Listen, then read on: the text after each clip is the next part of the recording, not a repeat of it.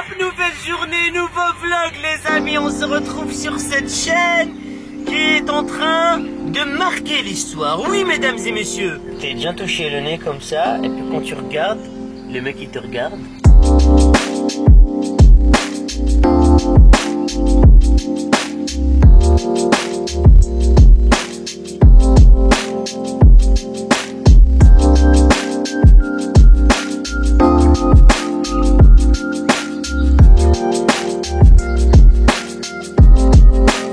C'est parti les embouteillages. Les embouteillages, le plus important, c'est bien sûr de rester calme quelque part.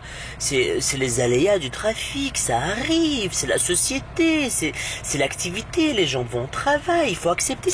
Bouge! Oh mais tu vois, je suis un peu impulsif quoi, mais je me contrôle ces derniers temps. Regarde-moi cet ordi, regarde-moi cet ordi. Est-ce que t'as déjà vu un mec qui a un sourire quand il va au boulot? Oui, oui, si cette personne travaille de sa passion. Voilà, c'est ce que tu dois faire dans ta vie pour aller au boulot en souriant. Hein? Comment trouver ta passion? Faut chercher, faut faire des trucs que t'aimes pas, faut faire des trucs que tu détestes, faut faire des trucs parce que tu as besoin d'argent, et puis au fur et à mesure que tu déprimes, là tu trouves ce que tu veux faire. Moi j'ai découvert ma passion par hasard, c'était sur Snapchat. Ah, Snapchat? Mais non, c'est un chat masculin. Ah, ça m'énerve, il y a des journées comme ça où je perds ma concentration, il y a plein de distractions, j'arrive pas à travailler sur les montages de mes vidéos et j'ai l'impression d'avoir rien fait aujourd'hui. J'ai rien fait aujourd'hui et ça me frustre. Ça me frustre et j'ai un interview maintenant, donc je dois arrêter mon boulot, je dois aller là-bas. Ah, concentration, c'est la clé de la productivité. Si tu perds ta concentration, tu ne peux rien faire. Et le problème, c'est qu'on vit dans une société qui est remplie de distractions, d'informations qui sont la plupart inutiles, mais on s'y intéresse, on sait pas comment. C'est addictif, c'est obsessionnel et ça m'énerve. J'ai vraiment envie de recommencer cette journée à zéro et faire le maximum de trucs. Et tu sais quoi, ce soir je fais rien. Ce soir je taffe, je travaille. Vous savez, je vais être très honnête avec vous, quand on est dans le milieu artistique, c'est très difficile de garder votre niveau d'énergie toute l'année stable. L'art est un processus très complexe qui implique que tu plonges dans toi-même et que tu prennes toutes les choses dont tu t'es nourri pendant un laps de temps spécifique. Et à un moment donné, tu n'as plus de ressources et tu sens un vide total, tu n'as plus d'inspiration, tu n'as plus de motivation. Surtout chez les écrivains. Dans ce cas-là, tu as deux choix. Soit paniquer et tomber dans une dépression, soit te comprendre toi-même et savoir qu'en passant dans ce néant, en passant dans ce vide, tu vas ressortir plus puissant.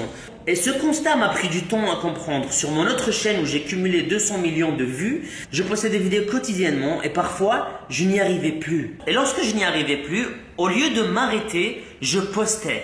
Et ça se voyait que j'étais pas dedans. Parce que j'étais entre deux feux. Le premier étant le fait d'être vide de l'intérieur, plus aucune inspiration. Et l'autre feu, c'était les abonnés qui ressentaient ce manque, qui ressentaient ce vide et qui commençaient à critiquer. Et au lieu de m'arrêter, je continuais jusqu'au jour où je me suis arrêté. Et quand je me suis arrêté, je me suis ressourcé. J'ai commencé à faire des choses que je ne faisais pas quand j'étais dans ma ligne droite. Et c'est ça qui m'a permis de me rebooster, à chaque fois revenir avec des projets magnifiques. Enfin, le message que je voulais faire passer, c'est que c'est pas grave de se sentir vide, c'est pas grave de déprimer, c'est pas grave de se sentir inutile. C'est dans ces moments-là qu'on apprend à se connaître. Et c'est grâce à ces moments-là qu'on ressort plus fort. Je me suis longuement demandé, est-ce que je vais faire du vélo d'abord ou est-ce que je vais au travail d'abord? Après, je me suis dit, pourquoi pas aller au boulot à vélo? Eh oui, on a là-dedans.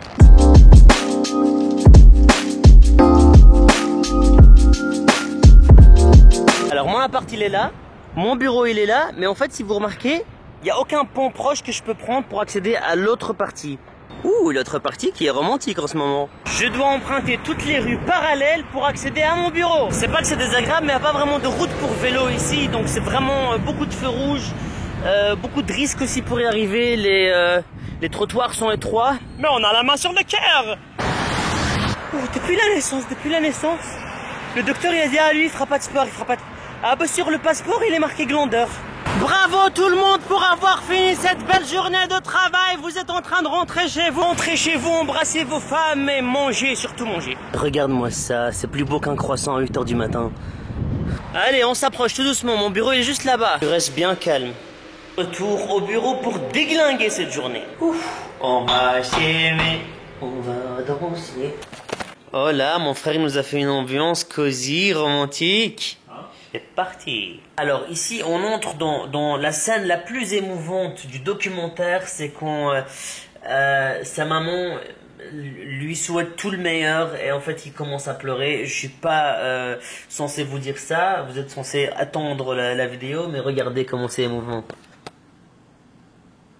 Bon, après un petit piano, tu sais, pour faire un peu l'ambiance, et c'est parti. Alors, je vous avoue que je suis un peu perdu. Je sais pas si je suis encore à Dubaï, mais on brûle des calories, c'est parti. Ouh, mais c'est quoi ça?